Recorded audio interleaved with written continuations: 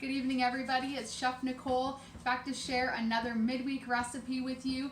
I am here on behalf of the Kitchener Market. Normally our recreational cooking classes take place inside the marketplace of the Kitchener Market, but right now we've gone virtual and we have been enjoying sharing these recipes with you guys. Thank you for inviting us into your home. Thanks for coming into my kitchen. And tonight I am going to be sharing with you a great recipe of a chicken burger, and I'm going to be featuring some mushrooms that I picked up at the Kitchener Market, and I'm going to show you how to use those two ways for your next burger night. And now I'm just going to get started with the ingredients that I'm going to be adding into my burger. I'm keeping it pretty simple. I'm just going to be adding 1 onion and actually a couple of shallots just for a little bit of sweetness, as well as I'm just adding a little combination of seasoning. So here I've got paprika, some garlic powder, pepper, some kosher salt, and a little bit of poultry seasoning. I'm just going to go ahead and get this right into my ground chicken. I've got about 2 pounds here, which for my family is going to make somewhere between 6 and 8 burgers. I'm just going to show you guys, if you've been on one of the other videos with me, you've probably seen my onion demo, but it never hurts to see it again. And for those joining us for the first time, I'm going to show you how to cut an onion like a pro, so you can get those uniform pieces in your next dish. So I'm just going to cut off the little end. We want to leave the root end, guys, on. This is going to help the onion to hold together until you're done chopping it, and then we're going to trim that off at the end. Okay, so I'm just going to cut it in half down through that core, and then I'm just going to peel off the top layer, maybe 1 layer underneath, depending on how it looks when I get it peeled off here. Alright, so I've got that skin peeled off. I'm going to do both sides.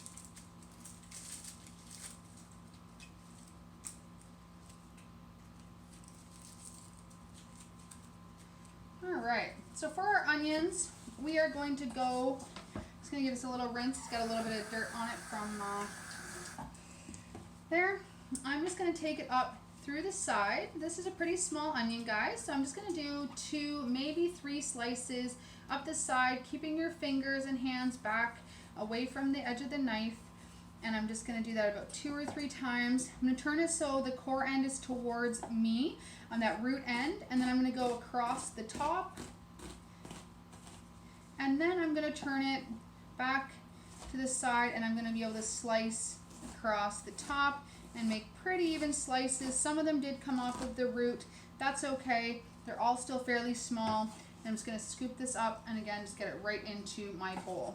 I'm going to continue on with the other onion as well as my shallots. Guys, the great things about shallots are they are kind of a combination between your onions and garlic, so it just brings a different flavor to it. So I'm just going to add these in, and then I'm going to show you how to actually form the burgers after I get these diced up. Alright, so I have all my seasonings, my onions, my shallots all mixed in. I just want to show you guys quickly, when you're making homemade burgers, just to help to keep them nice and flat and even as they cook, is you actually want to just press down in the middle just a little bit to make a bit of an indent. They do puff up in the middle when they cook, so this will just help them to come out really even. When they puff up, they actually become level on top.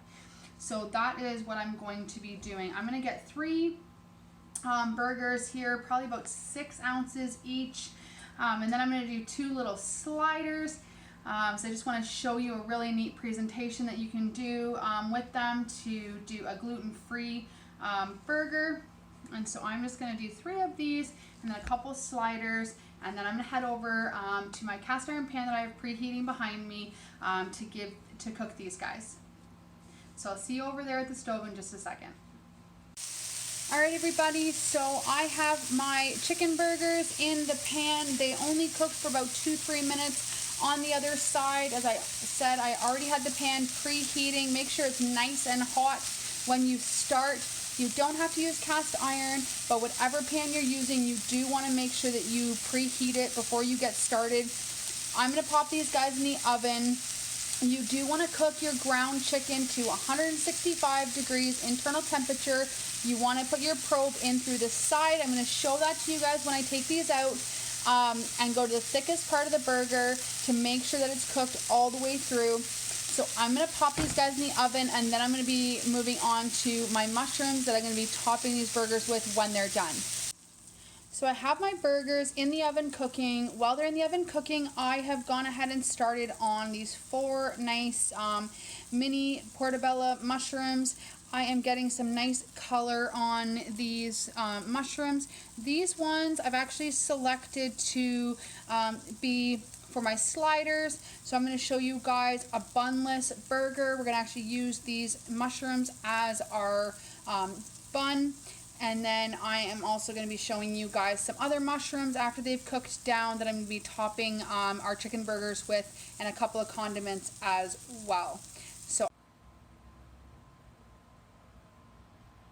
So I've taken my mini portobellos out, and I've got some other sliced mushrooms cooking down in my pan. I'm just going to season these with a little bit of salt. And then I'm going to go ahead and actually add in some onions that I want to cook down. The reason I didn't add them in at the beginning is I wanted to kind of cook out the moisture out of my mushrooms, get that nice color on them before I add the onions in. And then I'm going to show you guys how the burgers come together, and talk about the cheese that I'm going to be adding on top. Before I show you guys the final way that this comes together, and also a couple of really fun condiments that you can add to your burger just to switch things up. We love burgers in this house. In fact, my husband would eat burgers every night of the week if I let him.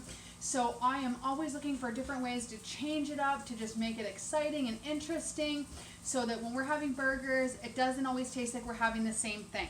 So I just wanted to share with you quickly. So these beautiful mushrooms came from Shelly at the Kitchener Market. So if you are looking to pick up these beautiful mushrooms that you're seeing in this recipe tonight, you're going to want to go and find Shelly.